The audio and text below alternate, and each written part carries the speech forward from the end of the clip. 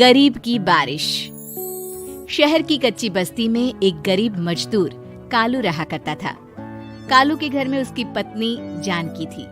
जानकी लोगों के घरों में झाड़ू पोछा करके कुछ पैसे कमा लेती थी और वहीं कालू किसी तरह मेहनत मजदूरी करके 2 वक्त की रोटी का जुगाड़ कर लेता था।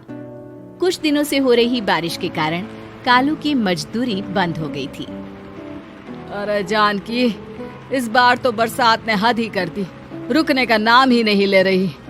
कुछ समझ में नहीं आ रहा, अगर इसी तरह काम पर नहीं गया तो 2 वक्त की रोटी का जुगाड़ कैसे होगा। अरे तुम चिंता क्यों करते हो, बारिश का क्या है, 1 आध दिन में रुक जाएगी और उसके बाद में फिर से काम शुरू हो जाएगा। अरे 3 दिन तो हो गए, बरसात तो रुक ही नहीं रही है और आगे भी रुकने के कोई आसार नहीं दिख रहे। तो क्या हुआ, तुम्हारा काम बंद हुआ है ना? मैं तो अभी भी लोगों के घर झाड़ू पोछा करने जाती ही हूँ। मेरे पगार से कुछ दिन तो निकल ही जाएंगे। अरे घर का खर्चा तो हम किसी तरह चला लेंगे जानकी, लेकिन ये जो छत टपक रही है इसका क्या करेंगे? ये बात तो आपकी सही है। हमारी झोपड़ी अब काफी पुरानी हो चुकी है और इसके छप्पर में भी कई सारे छेद हो गए हैं। रात भर पानी टपकता रहता है। अरे मैं भी इसी बात से बहुत परेशान रहता हूँ।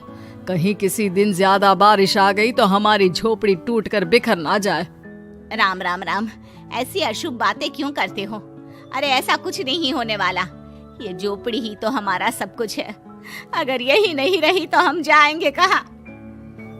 ठीक है जानकी, जब तुम्हारी पगार मिल जाएगी तो कुछ पैसे बचाकर झोपड़ी के छप्पर की मरम्मत करवा लेंगे।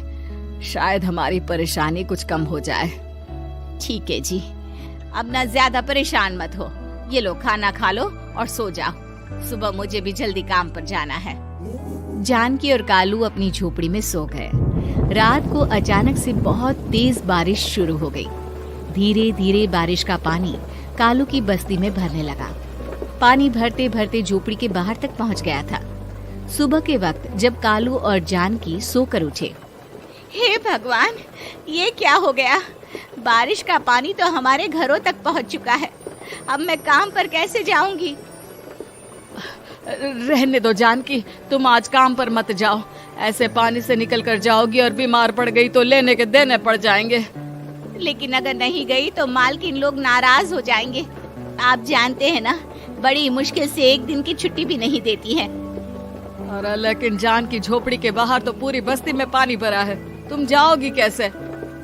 जानकी जैसे तैसे करके काम पर चली जाती है, लेकिन अगले दिन फिर से बहुत ज्यादा बारिश होती है और बस्ती में ज्यादा पानी भर जाता है। आज तो मैं तुम्हें किसी भी तरह काम पर नहीं जाने दूंगा। अरे अगर तुम्हें कुछ हो गया तो क्या होगा? ठीक है, तुम ठीक ही कहते हो, आज नहीं जाती। अगर मालकिन नाराज हो गई तो मना लूंगी किसी तरह। अरे मनाने वाली क्या बात है? जब तुम बताओगी कि हमारी झोपड़ी में पानी भर गया है तो वो खुद ही समझ जाएंगे ना। अगले 2 दिन तक तेज बारिश होने की वजह से जानकी, कालू और आसपास की बस्ती में रहने वाले सभी लोगों के घरों में पानी भर जाता है, जिसकी वजह से जानकी काम पर नहीं जा पाती। और 3 दिन के बाद जैसे ही जानकी काम पर पहुंचती है, कहाँ थी तुम? पिछले 3 दिनों से काम पर क्यों नहीं आई? मेम साहब क्या बताऊं, इतनी ज्यादा बारिश हो रही थी, हमारी पूरी बस्ती में पानी भर गया है और उससे भी ज्यादा तो मेरी झोपड़ी के अंदर पानी भर गया।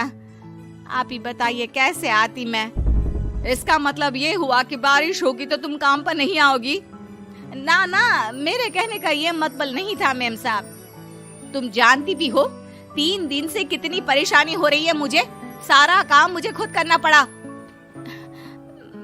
माफ कर दीजिए मालकिन जी, पर मैं क्या करती, आने के लिए रास्ता ही नहीं था, सब जगह पानी भरा हुआ था।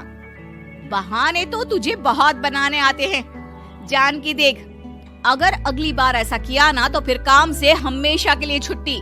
अरे ना ना मालकिन, ऐसा मत कीजिए। बारिश की वजह से मेरे पति की मजदूरी भी छूट गई है। बड़ी मुश्किल से घर में 2 वक्त खाने की रोटी का जुगाड़ हो पाता है। आप मुझे काम से निकाल देंगे तो हम क्या खाएंगे? अगर इतनी ही चिंता है तो फिर रोजाना काम पर आया करो। चलो अब जल्दी से जाकर घर का सारा काम करो। बारिश रुकने का नाम ही नहीं ले रही थी। पूरे शहर में बाढ़ जैसे हालात बन गए थे। लेकिन नौकरी जाने के डर से जानकी किसी तरह रोज काम पर जाती थी। एक दिन जब जानकी काम करके अपने घर लौट आई तो अचानक उसकी बस्ती में कुछ लोगों का शोर सुनाई दिया। अरे लगता है बाहर कुछ हुआ है, मैं जाकर देखता हूँ। हाँ हाँ, पता तो कीजिए, ये बस्ती में लोग इतना शोर क्यों कर रहे हैं? बाहर जाकर कालू ने एक आदमी से पूछा। अरे क्या हुआ भाई, इतना शोर क्यों मचा रहा है?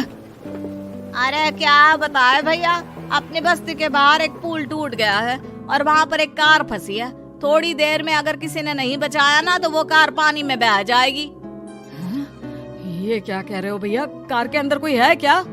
हाँ, कोई औरत बैठी है, अकेली है, बहुत रो रही है बेचारी, मदद के लिए बुला रही है। अरे तो हमें जाकर उनकी मदद करनी चाहिए ना। अरे लेकिन इसमें बहुत खतरा है, हमें अपने आप को बचाना चाहिए। पानी कभी भी हमारी बस्ती की तरफ आ सकता है। अरे तुम्हें नहीं चलना तो मत चलो, लेकिन मैं तो जाकर उस औरत की मदद जरूर करूंगा। कालू उस जगह पर पहुंचता है जहां वो औरत कार में फंसी हुई थी। वहां पर पानी का बहाव बहुत तेज था और सारा पानी कालू की बस्ती की तरफ ही आ रहा था। कालू ने एक बड़ी सी रस्सी को पेड़ से बांध दिया और दूसरे सिरे को कार की तरफ फेंक दिया और उस औरत को रस्सी के सहारे बाहर आने के लिए कहा। तभी वहां जानकी भी दौड़ती हुई आई। अरे ये तो मेरी मालकिन है, जिनके यहाँ मैं काम करने जाती हूँ। अरे मैडम जी, आप डरिएगा मत, आपको कुछ नहीं होगा। आपकी गाड़ी को भी मैंने रस्सी से बांध दिया है। थोड़ी देर में पानी का बहाव कम हो जाएगा, फिर हम आपकी कार को भी बाहर निकाल लेंगे। क्या तुम जानकी के पति हो? हाँ हाँ, जानकी मेरी ही पत्नी है, आपके यहाँ काम करती है ना। लेकिन मेम साहब, आप यहाँ पानी में कैसे फंस गई? अब क्या बताऊं, मैं अपनी सहेलियों के साथ पिकनिक पर गई थी, वहीं से लौट रही थी। अचानक पानी का बहाव तेज हो गया और मेरी गाड़ी फंस गई। अरे कोई बात नहीं मालकिन, अब ना आप बिल्कुल सुरक्षित हैं। मैं तो बहुत बुरी तरह डर गई थी, कब से मदद के लिए चिल्ला रही थी, लेकिन कोई मेरी मदद के लिए नहीं आया। भला हो तुम्हारा पति का जिसने मेरी जान बचा ली। लेकिन जानकी, मैंने तुम्हारे साथ बहुत गलत व्यवहार किया।